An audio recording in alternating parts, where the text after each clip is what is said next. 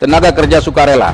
Karena ketika dia melamar jadi pegawai, dia harus tanda tangan. Saya yang bertanda tangan di bawah ini nama, ya kan, Anthony Ginting misalnya gitu, tempat tanggal lahir, ini dan seterusnya. Dengan ini menyatakan bersedia untuk diangkat jadi tenaga honorer dengan catatan: 1. Tidak menuntut gaji, 2. Tidak menuntut diangkat pegawai honor daerah, 3. Tidak menuntut untuk diangkat PNS. Itu betul kan? Dan itu terjadi di seluruh Indonesia, Bapak Ibu. Mana ada perjanjian kerja seperti itu? Tidak menuntut gaji. Ini saja udah melanggar hak asasi manusia. Saya, Bapak Ibu, sebelum Bapak Ibu datang ke sini sudah tanya ke Kementerian Keuangan kemarin, Dirjen Anggaran Negara itu. Saya tanya, Bapak sanggup nggak kita membayar atau menggaji mereka kalau mereka semua diangkat jadi pegawai negeri? Jawabannya apa, Bapak Ibu? Jawabannya, jika negara membutuhkan, pasti kita akan sanggup. Ya, jika negara membutuhkan, pasti kita akan sanggup. Pertanyaan saya sekarang, apakah negara membutuhkan? Saya tanya, apakah negara membutuhkan? Tolong dijawab, Bapak Ibu. Apakah negara kira-kira membutuhkan yang tenaga honor kita ini? Karena kalau negara butuh, maka karena itu negara harus sanggup untuk membayar. Ya kan? Jadi jangan ada alasan APBN kita ini itu segala macam. Buktinya kita bisa bangun infrastruktur besar-besar itu lapangan udara yang besar itu, ya kan, jalan tol di mana-mana, tuh kereta api cepat di sana yang sampai sekarang masih mandek itu. Kemudian ada yang lapangan udara udah besar-besar nggak dipakai. Terima kasih sudah klik video ini. Jangan lupa tekan tombol subscribe untuk bergabung. Dalam hitungan saya persilahkan kalian untuk tekan tombol subscribe. 10, 3, 2, 1. Saya ucapkan selamat bergabung dalam channel ini. Ada beberapa hal yang ingin saya sampaikan tadi setelah mendengar semua paparan. Yang kebetulan tadi paparannya saya dengar melalui Zoom. Dan ini saya kira perlu dicatat oleh tenaga ahli kita. Yang pertama yang saya dengar tadi adalah bahwa ada banyak masalah di dalam sistem pemberian kerja oleh pemerintah daerah kepada tenaga-tenaga kesehatan ini. Ada banyak masalah. Saya untuk tidak mengulangi, saya coba satu-satu dulu ini. Pertama, soal honor yang tidak jelas. Yang kedua, mungkin juga status kepegawaiannya yang nggak jelas. Ada yang honornya tadi 150 sampai 350 ribu per bulan. Kemudian ada yang tidak masuk dalam data atau problem datanya masih bermasalah. Kemudian yang berikutnya adalah adanya warning dari pemerintah bahwa tahun 2023 tidak ada lagi sistem honor di Indonesia atau akan dihapuskan. Jadi ini saya kira ini harus dicatat bahwa ini keluhan.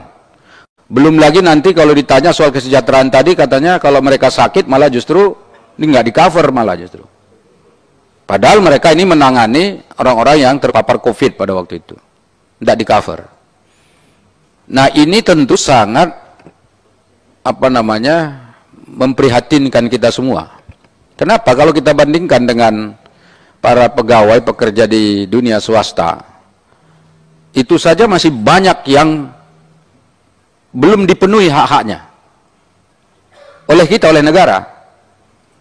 Makanya setiap waktu itu para pekerja kita itu selalu melakukan aksi untuk menyampaikan aspirasi mereka di kita. Ini dalam minggu kemarin itu kalau nggak salah ada 2 kali mereka demo depan pintu sana.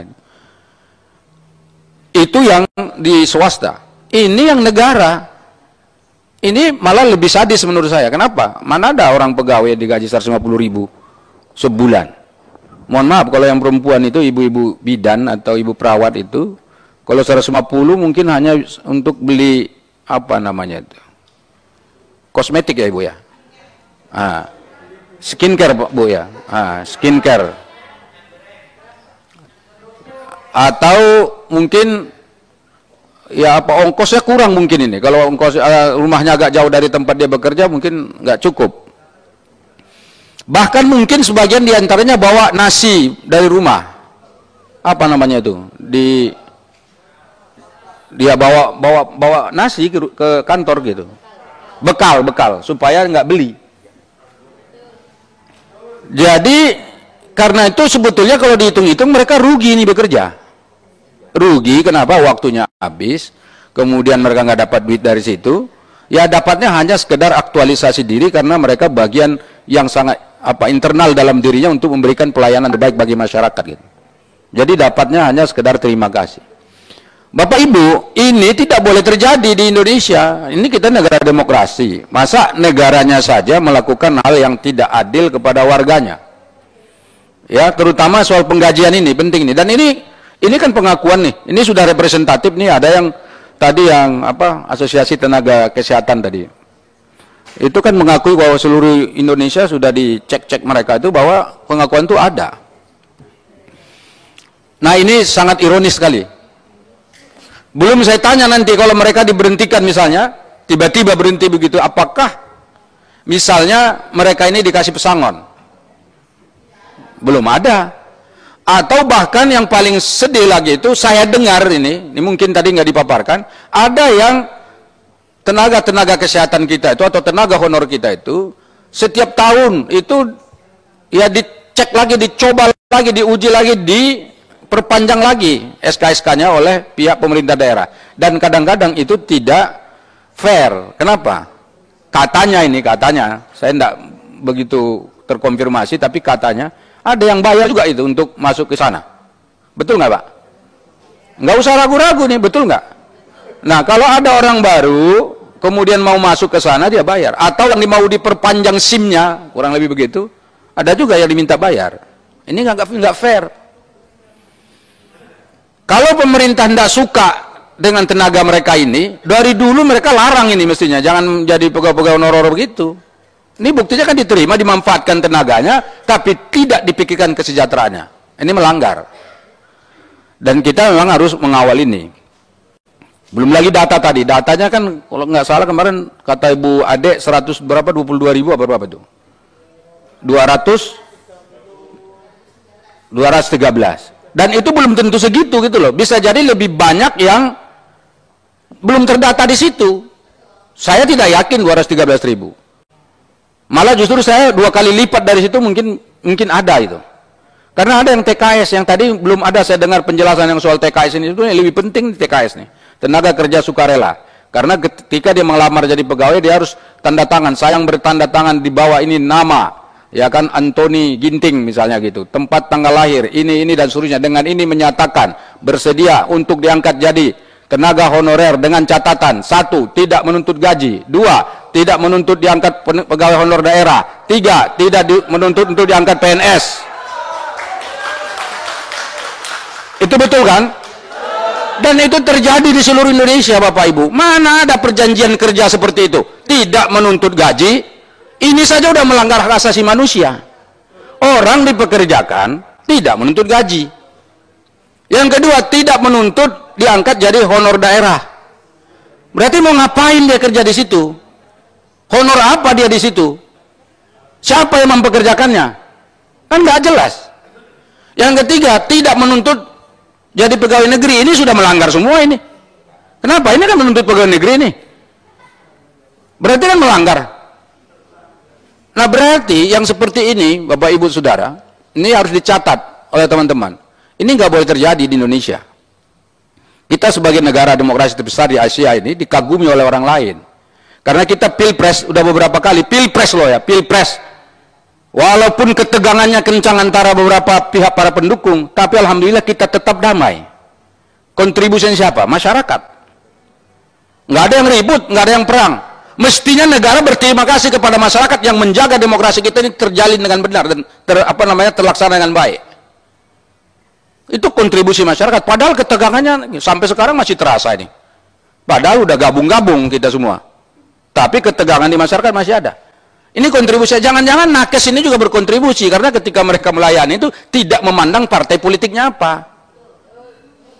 Ya kan, kalau mereka nanya, datang ke sana berobat, ditanya, kamu partainya apa? Partai A, enggak mau saya suntik, kamu sana aja, mati aja kalian. Kan enggak begitu. Benar nggak Bapak Ibu? Kan bekerjanya atas apa? Dasar kemanusiaan, benar nggak? Apakah Ibu pernah nanya agamanya? Enggak pernah tanya agamanya. Apakah pernah tanya sukunya? Enggak pernah tanya sukunya. Ah, ini kalau orang Bali nggak mau saya, nggak ada Pak. Dan di Bali juga gitu. Di Bali juga kalau kita datang berobat nggak ditanya, kamu orang Batak ya? Enggak Pak. Maka karena itu ini sudah bagus. Yang dikerjakan oleh mereka itu bagus. Karena itu kita harus memperjuangkan. Itu satu. Yang kedua, Bapak Ibu, ini kan masalah keuangan negara. Ini supaya jelas Pak, clear. Saya kira negara juga tahu kebutuhan terhadap tenaga kesehatan itu memang cukup tinggi di Indonesia. Karena salah satu ukuran tingkat kesejahteraan rakyat di Indonesia ini, selain pendidikan itu adalah kesehatan. Jadi kalau petugas kesehatannya itu tidak seimbang dengan jumlah penduduk, kita jumlah penduduknya 273 juta, tidak kurang dari 237 juta. Dan tingkat natalitas kita, tingkat kelahiran di Indonesia paling rendah 5 juta per tahun, paling rendah. Semakin banyak jumlah penduduk, itu maka semakin banyak ada tingkat natalitasnya. Nah ini kita tidak tahu ini, sebetulnya natalitas itu masih 5 juta atau 7 juta gitu. Katakanlah kita sekarang jumlah penduduk 273 juta. Sekarang saya tanya, berapa jumlah tenaga medis kita yang siap melayani kita? Berapa jumlah dokter umum, dokter spesialis, perawat, bidan di seluruh Indonesia, dan juga petugas-petugas lain seperti farmasi, kemudian yang apa itu, yang bagian ronsen dan seterusnya itu apa? Radiologi ya? Itu berapa di Indonesia yang kita dapatkan, yang kita punya? Sudah sesuaikah rasionya dengan jumlah penduduk kita? Saya hakul yakin dan yakin betul bahwa tidak sesuai. Andai kata seluruh tenaga honor ini diangkat jadi PNS, pasti masih kurang jumlah tenaga yang dibutuhkan untuk melayani seluruh rakyat Indonesia. Terutama yang di daerah pinggiran, di daerah perbatasan, daerah-daerah kecil, di mana orang-orang juga agak segan untuk bekerja, bertugas di sana. Segan loh maksudnya. Yang kita harapkan siapa? Honor ini. Mereka yang mau siap terjun ke daerah-daerah itu. Dan saya yakin kalau mereka diangkat jadi PNS, mereka bisa membuat surat, saya bersedia untuk tidak dipindah dan akan tetap bertugas selamanya di tempat itu. Kan bagus begitu, daripada tidak bersedia, tidak digaji, tidak diangkat honor daerah, tidak diangkat PNS. Itu lebih bagus saya siap untuk ditugaskan di sini dan tidak pindah-pindah. Saya kira Bapak Ibu yang sudah sekarang honor di puskesmas, honor di daerah-daerah, itu pasti siap untuk melakukan itu. Ini bagian kedua, karena itu masalah keuangan negara ini, bagian keduanya ini, supaya Bapak Ibu tahu, ini yang kadang jadi masalah. Pemerintah kita ini belum tentu ada uangnya. Saya ingat dulu, di Komisi 9 ini kami sudah pernah berhasil memperjuangkan bidan PTT, Bapak Ibu. Kalau pernah ingat tuh, tahun 2017 atau 18 ya? 2018 makan sorry ya? 17, kita mulai dari 2017, diangkatnya 2018, persisnya. 42.000 orang yang kita angkat dari sini. Jadi Bapak Ibu harus berpikiran positif bahwa Komisi 9 ini, kami di sini ini tentu sangat berpikir untuk mengangkat semua pegawai negeri itu yang honor untuk jadi pegawai negeri. Tetapi yang 42.000 itu ternyata anggarannya kurang lebih 1 tahun ini paling sedikit 1,2 triliun untuk gajinya saja dan biaya operasionalisasi pelaksanaan dia sebagai PNS. Kan besar.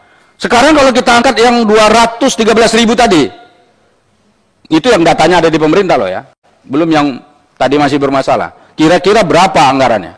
Nah ini sekarang negara sanggup enggak? Saya Bapak Ibu, sebelum Bapak Ibu datang ke sini sudah tanya ke Kementerian Keuangan kemarin, Dirjen anggaran negara itu, saya tanya, Bapak sanggup nggak kita membayar atau menggaji mereka kalau mereka semua diangkat jadi pegawai negeri? Jawabannya apa Bapak Ibu? Jawabannya, jika negara membutuhkan pasti kita akan sanggup. Ya, jika negara membutuhkan pasti kita akan sanggup. Pertanyaan saya sekarang, apakah negara membutuhkan? Saya tanya, apakah negara membutuhkan? Tolong dijawab Bapak Ibu. Apakah negara kira-kira membutuhkan yang tenaga honor kita ini? Karena kalau negara butuh, maka karena itu negara harus sanggup untuk membayar. Ya kan? Jadi jangan ada alasan APBN kita ini itu segala macam. Buktinya kita bisa bangun infrastruktur besar-besar itu lapangan udara yang besar itu, ya kan, jalan tol di mana-mana, tuh kereta api cepat di sana yang sampai sekarang masih mandek itu, kemudian ada yang lapangan udara udah besar-besar nggak dipakai, banyak kok. Kenapa untuk yang sumber daya manusia nggak kita pikirkan? Bukankah pembinaan sumber daya manusia itu adalah masa depan? Nah karena itu ini saya kira harus dimasukkan di bagian rekomendasi. Jadi ada 2 hal tadi itu, soal pendataannya diperbaiki, kemudian soal keluh kesah dulu tadi, data dan fakta yang menjadi persoalan mereka ini kita masukkan satu-satu dalam rekomendasi itu. Kemudian yang kedua, soal pendataan, kita harus gugat itu, karena di Indonesia ini Bapak Ibu memang datanya selalu bermasalah. Soal data BPJS saja bermasalah. Kemudian yang ketiga, soal keuangan negara, harus kita dukung, dan kalau perlu, ini kan belum terlambat. Dalam pembahasan anggaran APBN sekali ini tolong dimasukkan dalam rekomendasi. APBN tahun 2023, kita harus pastikan mereka memasukkan dan memikirkan ini, Kementerian Kesehatan. Kalau tidak dipikirkan ini, ya tolong kita negosiasi soal anggarannya, apakah kita setuju atau tidak setuju. Fraksi Partai Amanat Nasional, ya, partai saya mengatakan kami akan sungguh-sungguh untuk berpikir bagaimana caranya ini nanti kita sampaikan ke menterinya, supaya yang honor-honorer ini jadi pikiran pemerintah, dan kalau perlu ada afirmasi positif, supaya mereka ini bisa segera diangkat menjadi ASN. Walaupun tidak semua, tapi ada roadmap-nya. Setiap tahun berapa yang diangkat. Supaya dengan demikian, secara perlahan problem ini bisa kita tuntaskan. Dan ke depan ditata lagi bagaimana sistem dan mekanisme pemilihan dan pengangkatan pegawai negeri di Indonesia dan pegawai honorer. Jangan sampai negara saja melakukan tindak kekerasan dalam tanda petik psikologis kepada orang-orang yang dipekerjakan. Dan saya kira ini menjadi catatan penting dari fraksi Partai Amanat Nasional. Terima kasih Bapak Ibu Saudara, mudah-mudahan ini rekomendasi ini bisa dimasukkan di dalam rekomendasi panja ini khusus, ya. Dan saya tidak bertanya kepada Bapak Ibu semua karena saya sudah banyak mendengar baik secara langsung di dapil saya maupun dari organisasi-organisasi yang mengirimkan ke saya. Alhamdulillah dalam 2 hari ini ada beberapa yang mengirimkan ke saya, bahkan anggota-anggota DPRD saya di daerah, karena mereka tahu ada acara ini, juga mengirimkan surat resmi kepada kami untuk membicarakan ini dan memperjuangkan ini. Dengan demikian ini sungguh-sungguh sangat serius di mata teman-teman juga di daerah, dan tentu di mata kami di DPR RI ini. Terima kasih. Nasrullah wa fathun qarib wa basyiril mu'minin. Wassalamualaikum warahmatullahi wabarakatuh.